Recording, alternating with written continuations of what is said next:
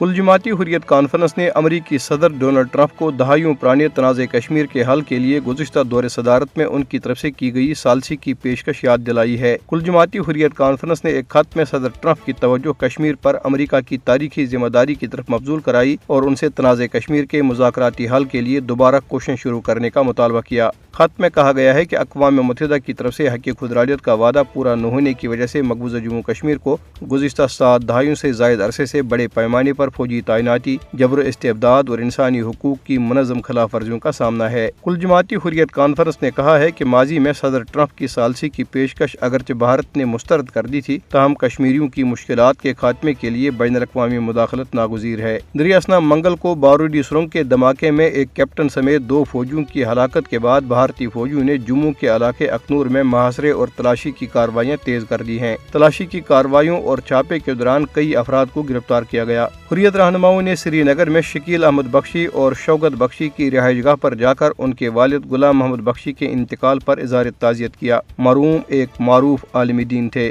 کل جماعتی حریت کانفرنس کی آزاد جموں کشمیر شاخ کے ایک وفد نے ملیشیا میں اسلامی تنظیموں کی مشاورتی کونسل کے صدر محمد اعظمی عبدالحمید سے اسلام آباد میں ملاقات کے دوران انہیں مقبوضہ جموں کشمیر میں انسانی حقوق کی ابتر صورتحال سے آگاہ کیا۔ ٹرانسپیرنسی انٹرنیشنل کی طرف سے جاری کردہ ایک تازہ رپورٹ کے مطابق بھارت 2024 کے کرپشن پرسیپشن انڈیکس میں 180 ممالک میں سے 96 نمبر پر آ گیا ہے، کیونکہ اس کا مجموعی سکور 1 پوائنٹ گر کر 38 ہو گیا ہے۔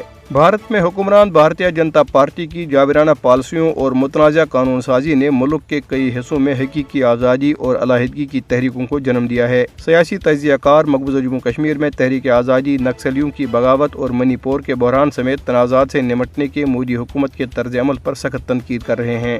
بھارتی وزیر اعظم نریندر مودی کو اس وقت شرمندگی کا سامنا کرنا پڑا جب فرانسیسی صدر میکرون نے پیرس میں IA سربراہی اجلاس کے دوران بھارتی وزیر اعظم کی مصافحہ کی کوشش کو نظر انداز کر دیا۔ ویڈیو فوٹیج میں مودی کو میکرون کی طرف ہاتھ بڑھاتے ہوئے دیکھا جا سکتا ہے، جنہوں نے کوئی رد عمل نہیں دکھایا اور دیگر شرکاء کے ساتھ مشغول ہو گئے۔